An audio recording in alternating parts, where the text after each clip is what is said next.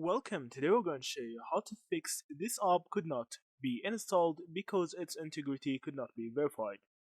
So if you're having this exact issue, the first thing that you need to do is to actually open the settings on your iPhone, and after that from here you need to actually go to screen time. Then from here you need to choose content and privacy restrictions, and after that click on allowed apps. Now you need to make sure that you allow Safari. So make sure that Safari is toggled on from here.